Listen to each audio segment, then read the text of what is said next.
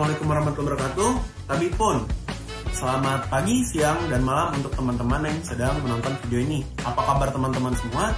Saya harap kabar teman-teman semua baik-baik saja walaupun di situasi yang sedang pandemi seperti saat ini. Oke teman-teman, perkenalkan nama saya Muhammad Fitri Putra, dan hari ini saya akan mengajarkan materi yaitu gelombang cahaya dan gelombang bunyi. Nah, sebelum kita mulai masuk ke pembelajaran, ada baiknya kita berdoa dulu agar materi yang saya sampaikan dapat diberi keberkahan oleh Allah Subhanahu wa Ta'ala. Oke, saya beri kesempatan berdoa mulai.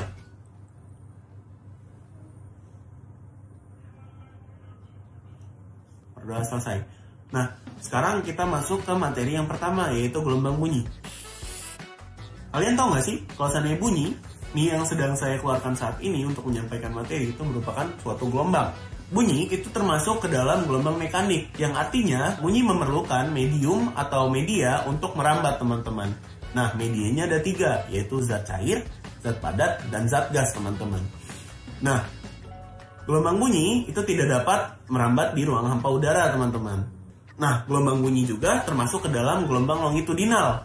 Ini gambarnya. Nah, gelombang bunyi diklasifikasikan dengan frekuensi. Kalian pernah dengar suara jangkrik nggak sih? Suara jangkrik itu masuk ke dalam frekuensi infrasonik karena dia hanya mencapai frekuensi 20 Hz. Sedangkan manusia, seperti saya sedang berbicara ini, itu lebih dari 20 Hz dan masuk ke dalam audiosonik. Nah, kalian pernah dengar suara kelawar? Dan kelawar itu masuk ke dalam frekuensi ultrasonik karena dia mencapai frekuensi 20 kHz teman-teman. Dasar hukum gelombang bunyi pada prinsipnya seperti ini. V sama dengan S per T. Keterangannya, V itu cepat rambat bunyi sama dengan S atau jarak tempuh dan T itu waktu. Jadi untuk mencari cepat rambat bunyi, kita membagi jarak tempuh dengan waktu teman-teman. Sebelumnya saya pengen ngasih fun fact juga nih. Kalian tahu nggak sih kalau ada satu jenis pesawat yang dapat menyaingi kecepatan bunyi, yaitu namanya pesawat Concorde teman-teman. Itu pesawat lumayan legendaris gitu karena memiliki kecepatan yang luar biasa. Sekarang kita masuk ke dalam media rambatan bunyi. Yang pertama ada zat padat. Bunyi lebih cepat merambat dan lebih efisien untuk merambat di zat padat karena dia memiliki kerapatan yang sangat rapat teman-teman. Jadi mudah untuk bunyi untuk merambat di zat padat gitu teman-teman. Contohnya adalah drum yang biasa kita mainkan untuk bermusik teman-teman. Nah, rumusnya seperti ini. V sama dengan akar E per Rho teman-teman. V atau cepat rambat bunyi sama dengan akar E atau modulus Young dengan Rho, yaitu massa jenis teman-teman. Nah, itu untuk rumusnya. Sekarang kita masuk ke zat yang kedua, yaitu zat cair. Zat cair itu tidak seefisien zat padat untuk merambatkan bunyi karena dia memiliki kerapatan yang lumayan renggang teman-teman. Contohnya air raksa. Nah, untuk rumusnya seperti ini. V sama dengan akar B per Rho teman-teman. Oke, yang ketiga adalah zat gas. Zat gas merupakan zat yang sangat tidak efisien untuk merambatkan bunyi karena dia memiliki kerapatan yang longgar teman-teman. Contohnya adalah udara gitu teman-teman. Nah, rumusnya ini teman-teman. Oke, yang keempat kita masuk ke dalam implementasi teknologinya. Kalian tahu nggak sih kalau seandainya ada teknologi bernama sonar? Mungkin kalian pernah nonton film teman-teman. Waktu ada kapal untuk mengukur kedalaman laut, itu dia menggunakan teknologi sonar, yaitu dengan mengeluarkan bunyi dari kapal, kemudian menunggu untuk bunyi dipantulkan dari dasar laut kembali ke kapal. Nah, dari situ kita bisa menghitung tuh bunyinya. Biasanya dipakai buat apa sih? Biasanya dipakai buat tambang dalam laut teman-teman. Atau untuk mencari sisa-sisa runtuhan kapal-kapal tua yang terbengkalai di dasar laut teman-teman, yang karam gitu. Biasanya kita untuk nyari tahu, oh berapa sih, di kedalaman berapa sih dia tenggelam. Nah, kita biasanya menggunakan teknologi yang bernama sonar itu teman-teman. Nah, ini gambarnya. Nah, sekarang kita masuk ke materi kedua, yaitu gelombang cahaya. Gelombang cahaya merupakan gelombang elektromagnetik dengan spektrum yang terbatas, di mana pada spektrum tertentu, gelombang elektromagnetik dapat terlihat yang kemudian kita sebut sebagai gelombang cahaya, teman-teman. Sebelumnya saya juga mau ngasih fun fact nih untuk gelombang cahaya. Kalian tahu nggak sih, kalau seandainya matahari itu hanya memerlukan waktu 8 menit. Untuk dari bumi ke matahari, itu cahaya hanya memerlukan waktu 8 menit. Untuk bulan, cahaya hanya memerlukan waktu 2 detik, teman-teman. Segitu cepet ya. Sekarang kita masuk ke sifat gelombang cahaya, teman-teman. Yang pertama adalah merambat lurus. Yang kedua, dapat dibiaskan atau refraksi.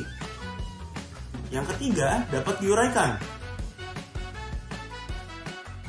Yang keempat, dapat diserap atau absorpsi. Yang kelima, dapat disearahkan atau polarisasi. Yang keenam, dapat menembus benda bening. Yang ketujuh, dapat mengalami pelenturan atau difraksi. Nah, sekarang kita masuk ke interferensi cahaya. Interferensi cahaya merupakan penjumlahan superposisi dua gelombang cahaya atau lebih yang dapat menimbulkan terbentuknya gelombang lain. Interferensi cahaya pada celah ganda terjadi karena adanya beda fase cahaya dari cahaya yang melalui kedua celah tersebut ketika sebuah sumber cahaya yang sama persis frekuensi dan panjang gelombangnya melewati dua buah celah. Maka akan terjadi superposisi teman-teman yang menyebabkan munculnya garis-garis gelap dan terang pada layar teman-teman gitu. Nah, ini nih contoh interferensi cahayanya. Nah, penerapan teknologi cahaya dalam kehidupan sehari-hari apa sih teman-teman? Nih, saya diterangi sekarang dengan bohlam teman-teman. Nah, itu salah satu teknologi dasar yang memanfaatkan energi cahaya teman-teman. Nah, sekarang karena saya sudah menyampaikan materi, kita coba ulang materi yang saya sampaikan tadi dengan contoh soal. Yang pertama, contoh soalnya, cahaya dapat menembus kaca bening. Merupakan salah satu contoh dari sifat cahaya yaitu jawabannya menembus benda bening. Salah satu sifat cahaya yaitu dapat menembus benda bening teman-teman. Seperti yang sudah saya sampaikan tadi sebelumnya. Yang kedua, pada suatu hari terlihat kilat. 5 sekund kemudian terdengar suara gunturnya.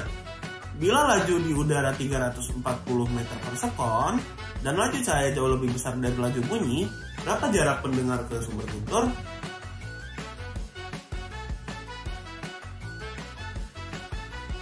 Jawabannya adalah 1700 meter. Berikut pembahasannya.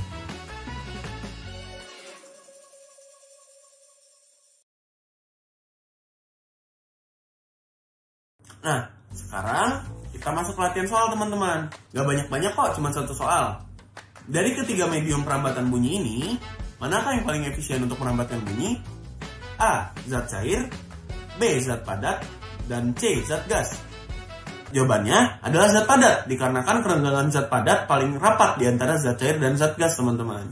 Nah teman-teman, kesimpulannya adalah baik cahaya maupun baik bunyi itu sama-sama penting teman-teman dalam kehidupan kita. Seperti tadi, bunyi dapat mengukur kedalaman laut dengan teknologi sonar, dan tadi cahaya dapat menerangi hidup kita dengan bohlam teman-teman salah satunya.